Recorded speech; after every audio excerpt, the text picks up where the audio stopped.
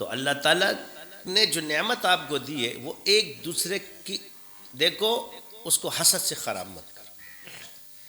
جب آپ کا کوئی مسلمان بھائی سے اللہ دین کا کام لے رہا ہے، آپ کو خوش ہونا چاہیے. دیکھو دوسرے کے کام پہ خوش ہو. میں جو یہ کر رہا ہوں تم میری طرح مت بنو، کیونکہ میری ڈیوٹی ہے، میرا کام ہے کہ میں اصلاح کروں. یہ نہیں کہ تم لوگ خدا نخواستہ سمجھ کے علماء کو یا اس کو تم سے برائیاں ہونی، تم ان کی قدر کرو، منزلت. میں ان کو کہہ رہا ہوں یہ ایک اصلاح ہے، میں تمہاری نہیں. جو سنتا ہے اس کو سمجھ میں آ جاتا ہے کہ انکار دین سے بچو، اپنے آپ کو دین مت سمجھو.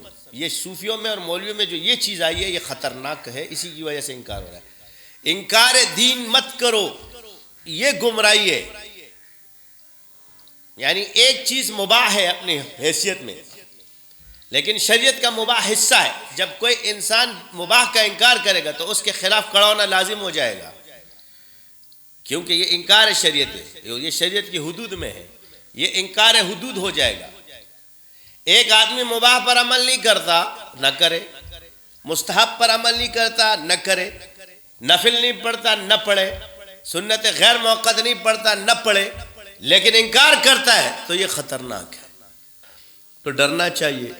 اور اس میں اس وقت کا علمی طبقہ جب اس میں تعویذ نہیں ہے، فلاں نہیں ہے، یہ نہیں ہے، وہ نہیں ہے. جی میں کون ہوں؟ دیوبندی. جی سال کیا فرماتے علماء دین و شرع متین؟ کیا تعویذ پہننا چاہتے؟ جی ہاں جائز ہے. جواب کیا آئے گا؟ جی ہاں جائز ہے، مگر شرکیہ الفاظ اگر نہ ہو.